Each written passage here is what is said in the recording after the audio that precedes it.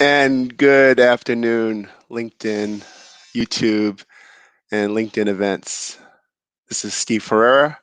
I am your host today on OK Boomer Live, and I also am known as the lapel pin guy in focusing on our LinkedIn live series.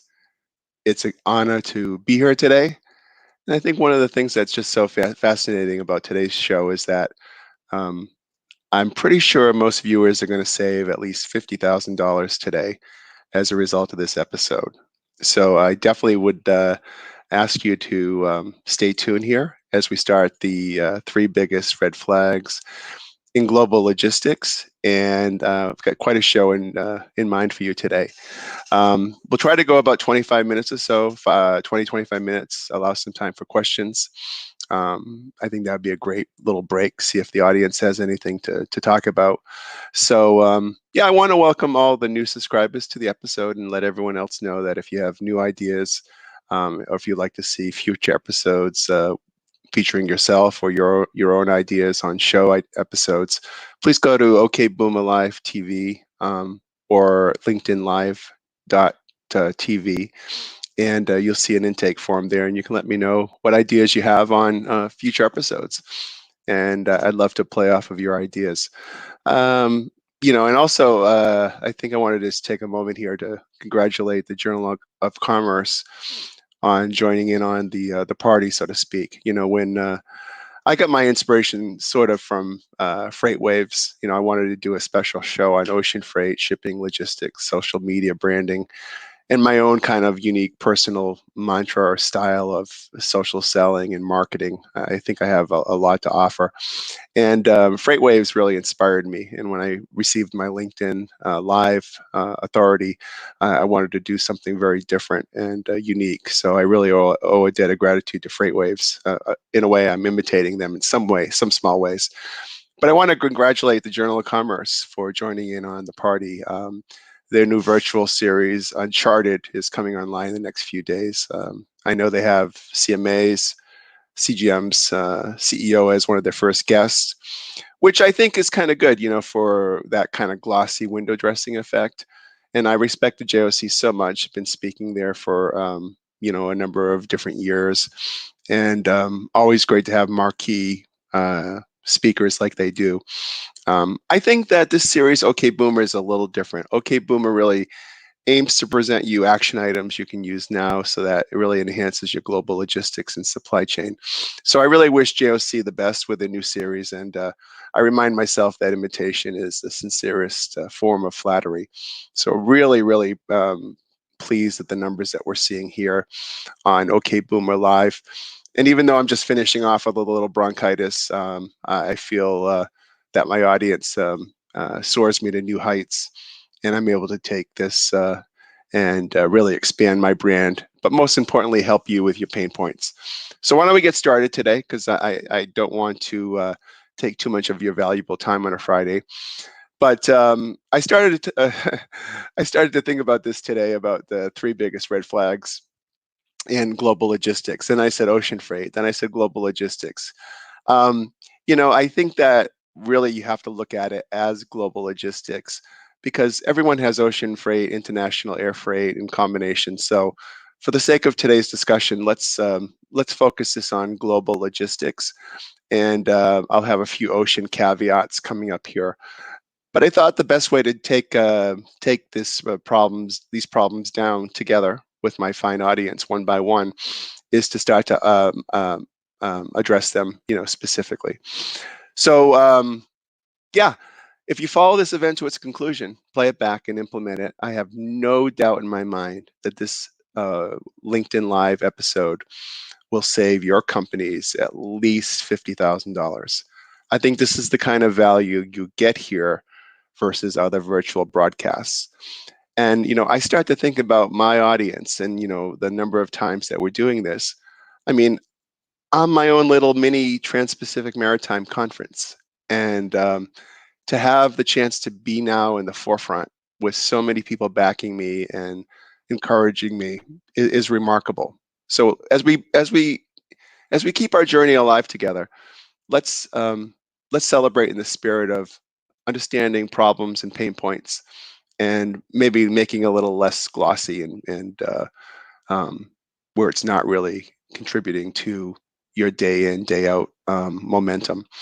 And with that said, I have a special fondness in my day-to-day business life at Ocean Audit. Controllers and CFOs and finance types are a really big part of my contact list. I have so many. I came in through the logistics manager ranks when I was at Sealand. I love logistics. I love the logistics men and women, and so this is also my way of, I think, giving back to the logistics and the operations and the traffic directors, because I really want you to have tidbits and techniques that can help you um, accelerate your careers and also be able to contribute um, data to the C-suite and the finance suite, because I think it's long lost um, a lack of cause, where logistics has not really been able to contribute to finance. And so my goal is to help you do that. And so let's get right into it with no further ado. I think red flag number one is definitely less than container load shipments for ocean. I'll tell you something, guys. I tracked over 600,000 ocean invoices coming in from Asia last week. And we have to assume that based on the numbers that I tracked, about 10% of those are LCL, which is pretty conservative. So if you think of the average LCL shipment as 5 cubic meters, and it's my humble opinion after looking at zillions of LCL shipments, I think the freight forwarding industry, OTIs, there's a real disconnect between the rate that's on your NSA or NRA or tariff rate versus what you get billed. So much so, I've seen it to the fact where if you get quoted $200 a cubic meter, your ended cost is $300. So $100 over what was in the NSA rate.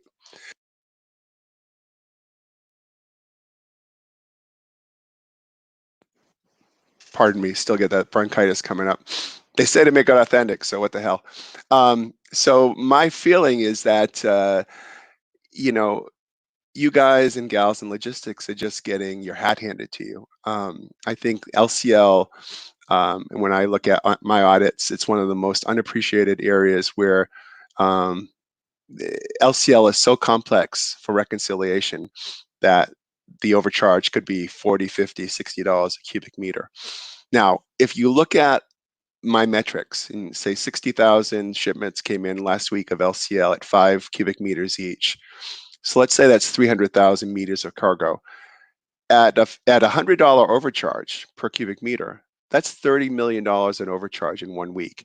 Now, even if it was a $10 overcharge, that's $3 million for the North America BCL community, import community, just in 1 week alone. So step number one, where I'm going to save you money, is I want you to go to your LCL rates. I want you to go to your LCL shipments coming in this week. I want you to look at what your LCL quote is. I want you to do 5 to 10 calculations, 5 to 10 invoices on what you were charged versus what you were supposed to be charged, and I want you to get a refund. So I believe humbly and wholeheartedly that LCL is a near scam-esque type quotation, and you really have to get a hold of it. You really have to get your arms around it. So LCL is number one, red flag number one. I could go on and on about that, but save it for the comments and questions and emails. Red flag number two. Can you believe, guys, in this day and age where major Fortune 100, 500, and even customers with 5 and 1,000 containers are allowing their ocean invoices to come in, where you look at the invoice, it says, company, attention, accounts payable. Invoices going directly to accounts payable, and accounts payable may be having the original May ocean contract, not really knowing what to make heads or tails of it. This, by the way, this is how you get in trouble a lot with aging and problems with aging with the ocean vendors, because AP doesn't know how to pay an invoice properly. They're looking at a nebulous quote. They try to go back to the logistics manager. There's all this intercompany email on just one LCL shipment, and it gets forgotten about, and by and large, it just gets paid. But you guys, please, if you do one thing as a result of this webinar, do not let your ocean invoices or air invoices or custom sales broker or NVOCC invoices, do not let them go to accounts payable. Stop, do not pass go. Make that change today. I can't tell you how much I've seen in lost working capital because invoices have gone directly to accounts payable. And by the way, having them go to logistics is not so much of a day in the beach either, because my logistics friends and brethren are not real-time forensic reviewers of the algorithms and the intrinsic issues in these invoices. So I'm trying to make a movement here on improvement, but I see too many invoices, and we're talking about like major corporations, where the ocean invoice just goes to AP and it kind of gets rubber stamped. It's a real problem. Number 3 is, red flag number 3 is amazing. So let me tell you a story. I have several huge successes in the last 12 to 15 months. I would say, multi-million-dollar engagements that benefited me. And they all had to do with companies that used pre-auditing, or EDI, pre-auditing, freight payment and auditing. And I think that one of the things I get a lot of is like, Steve, how do you pick a client? Like, you're a solopreneur, you've got the world as your oyster, you've got, a 10,000 container client here on the left hand and 10,000 container client on the right hand. How do you pick which one is the one that you want? Well, I ask one simple question. Does either one of them use pre-audit, freight audit, and pay? If the answer is yes, I raise my hand and I say, that's the client I want. Now, think about how you go to the eye doctor and how you get your lenses checked, and he flips that thing and, it distorts your vision, right? Now, think about how complex and how many ocean vendors there are out there. What, 5,000, 6,000, if you count NVOCCs? Now, think about how complex an ocean freight Excel sheet is, or a billing Excel statement, or an arrival notice.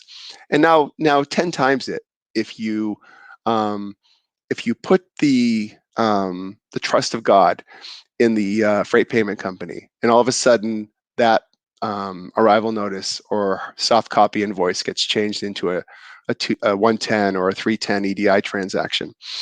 Now, first off, I devised, I invested 6 figures plus in my own money on EDI invoicing, auditing, an algorithm program I invented several years ago.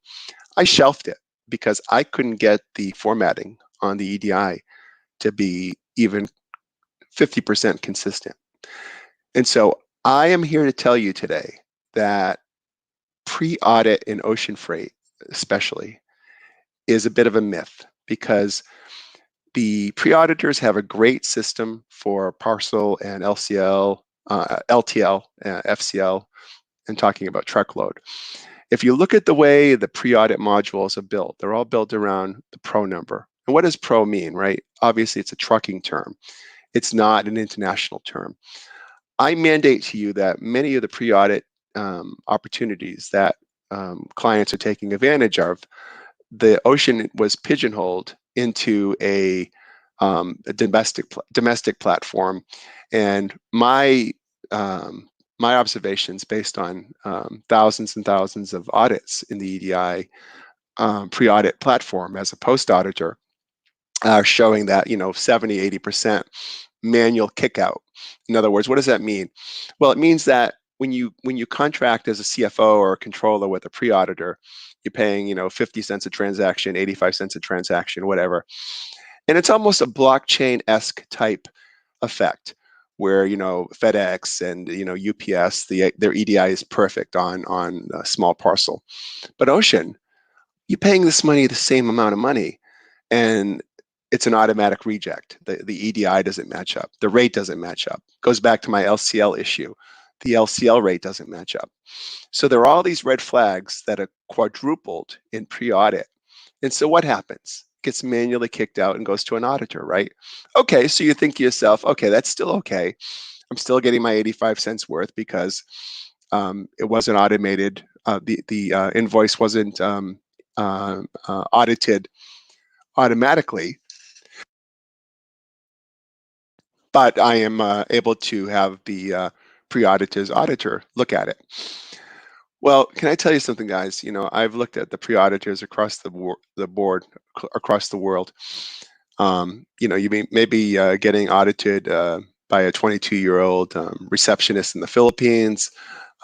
Your ocean freight out of India may be being looked at by a former LCL dock worker in Tuscaloosa, Alabama. The problem is that the wage and pay levels at the pre-audit companies for auditors is extremely low, right? Think about it. They make high volume, transaction-based, rapid-fire type modules going forward. And then all of a sudden, these really expensive ocean bills get kicked out. And no one knows what to do with. And so I have actually seen where you might have 100 ocean bills and 60 or 70 or 80 are just, no rate of it, no rate on file or manual exception. And so, really, you have, I think what has happened here is it has allowed CFOs and logistics leaders to let their guard down. Well, yeah, and you know what? We have an approach. We're getting everything audited. And so they don't know, meaning the CFOs, the controllers, and even the logistics leaders, they don't know how to ask the question about the reject rates, about why the ocean freight invoices are being rejected. It's not something that's in the glossy brochures that the pre-auditors are putting forward. So it loses a lot of cadence, and the credibility factor all of a sudden starts to be, oh, okay, well, they're auditing everything, so we must not have a problem, right? Or they're showing an audit savings of $100,000 on the build rate versus what they short paid it at as a pre-auditor, right? That's how they make the money, right? So an invoice comes in at 1,000 and it should be 100, then the pre-auditor is counting that 900 as their savings, even though they're only making 85 cents a transaction. So at the end of the day, it's a real myth in terms of the effectiveness of pre-auditing. So I'll say this: if you pre-audit, you have to really look at the reject rate on ocean. You have to ask yourself, who's auditing my ocean bills in the background? And most of all, you have to ask yourself, what rate levels are they using? What training have they had on rates and accessorials? Do they have access to surcharges and tariffs? And do they really understand how to read my NSA or my contract? I think when you do that, you'll start to diminish the amount of exceptional kickouts that you have, and you'll start to smooth out some of the problems that you have. And I think you need to control with the pre-auditor where your ocean freight and air freight is being audited and by what type of people. But here is tip number 1A with a star. And if you pre-audit, if you use a pre-auditor, you need to be aware of this. If you're hell-bent on going on this process with pre-auditors, I ask you to do this. Negotiate a clause in your pre-audit contract that says if we find, meaning the beneficial cargo owner, a $50, $60, $100,000 refund down the road that you missed as the pre-auditor, then you, Mr. Pre-auditor, are liable for any recovery or post-audit fees that me, Mr. Customer, Mr. Importer or Exporter, has to pay going forward. So it's a perfect execution, and it makes perfect sense. But I think CFOs and controllers don't understand the fact that so much can go out the door ineffectively through ocean and international air freight pre-auditing, because it is such a slippery, complex slope that is not the same as a rail bill or a small parcel LCL bill, and so on and so forth. So I really implore you to look at that. I think what pre-auditing does for trucking is phenomenal. But it is not prime time ready for, in my humble opinion, international logistics. Now, the fourth one is something I just think is it's my bonus, and I love it to death, and I think you'll love it as well. June 1st, the bunker fuel adjustment is going to change about $150, $200 plus between the West Coast and the East Coast. Now, did you know that here's my take on it, is that the 17 million containers a year coming in from Asia. And so in the few days around June 1st, like May 28th, May 29th, May 30th. So in that period, I'm categorizing about 150,000 containers moving that are going to be impacted by this new June 1st BAF, right? So you'll have a reduction, right? $200 reduction.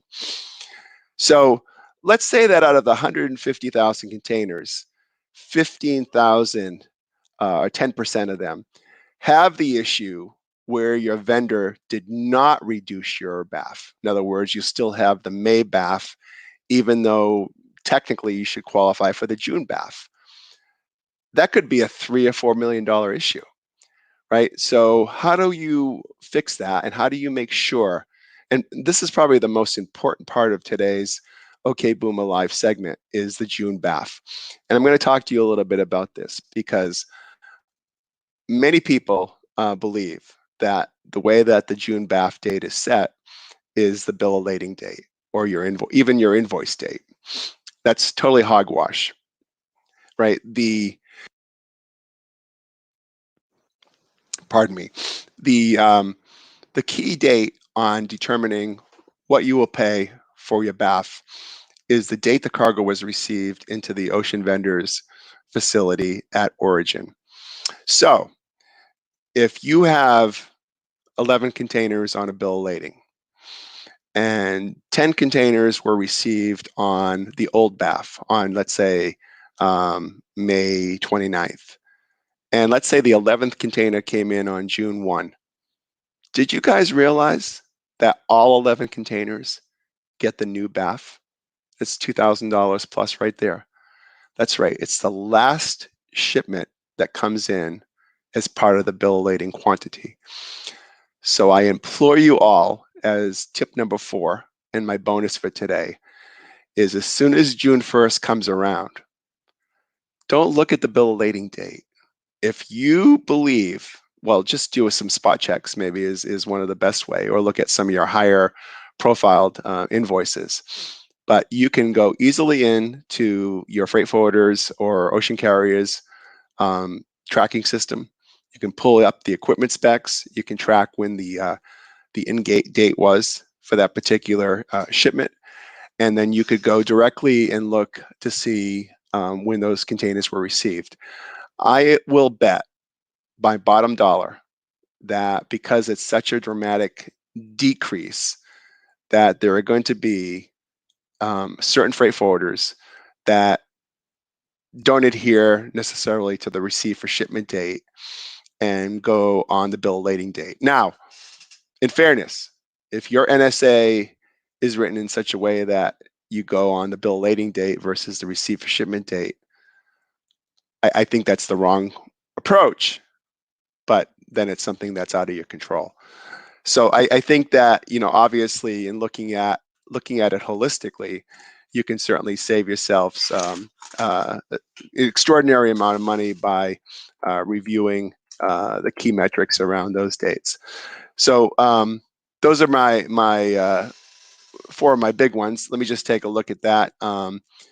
And somebody asked the questions, what does accounts payable mean?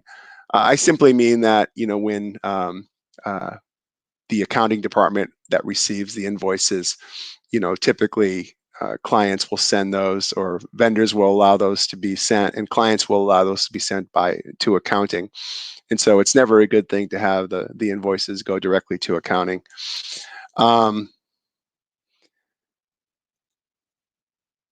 I think that explains a lot of the background of what I'm doing in terms of today's red flags and ocean freight. Certainly, I appreciate the time and attention on a busy Friday. Please keep up the comments and the encouragement that you're giving me in terms of OK Boomer, and I will certainly keep publishing the content that you're looking for. So those are my tips for today. Please message me on LinkedIn any comments or questions you have on how you can look at these in more in depth. And I wish you a great weekend, and take care.